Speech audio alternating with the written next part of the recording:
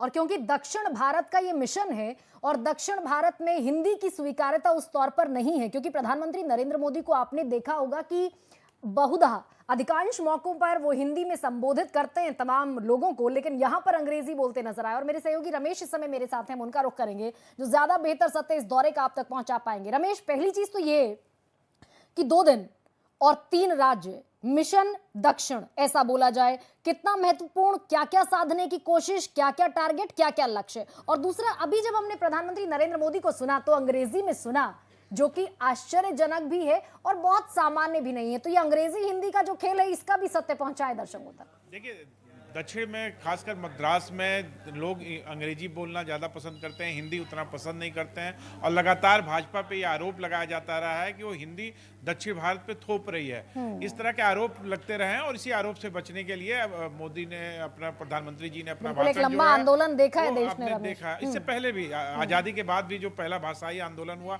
उसमें भी जो है ये मुद्दा उठा था। पर सबसे महत्वपूर्ण है कि पिछले 14 महीने में ये 5वीं यात्रा है प्रधानमंत्री की, और हर यात्रा में आप देखिए कि तेलंगाना की यात्रा थी 5वीं, और तेलंगाना की यात्रा में मुख्यमंत्री नहीं थे। ये पहली बार नहीं है जब मुख्यमंत्री साथ नहीं थे। 5 बार मुख्यमंत्री कोई ना कोई कारण बताकर अपनी व्यस्तता का प्रधानमंत्री के स्वागत में एयरपोर्ट नहीं पहुंचे।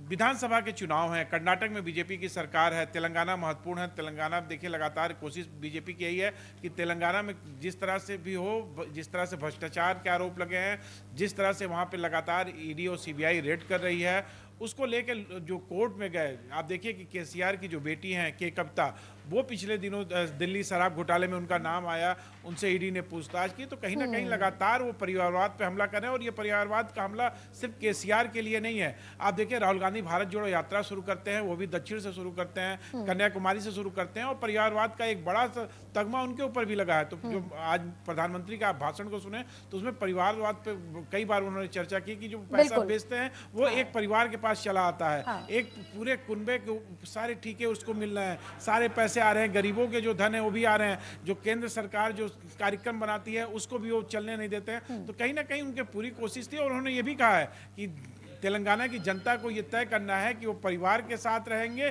कि विकास के साथ रहेंगे। बिल्कुल रमेश, कुल मिलाकर ये माना जाए कि कर्नाटक हो या फिर दक्षिण भारत के जितने भी राज्य हो, वो चुनौती हमेशा से बीजेपी के लिए रहे हैं। हालांकि एक दशक में स्थितियां कुछ बदली हैं, दक्षिण भारत में बहुत सारे राज्य ऐसे हैं जहां बीजेपी की सरकार है, और इसीलिए प्रधानमंत्री नरेंद्र मोदी इस एज को, ये जो एज है, इसे छोड़ना नहीं चाहते। और इसीलिए कर्नाटक हो, तमिलनाडु हो या फिर तेलंगाना हो, तीनों ही जगहों पर ताबड़तोड़ रैलियां भी हैं और बहुत सारे वादे और दावे हैं। बहुत बहुत धन्यवाद रमेश आपका इस सत्य को दर्शकों तक पहुंचाने के लिए।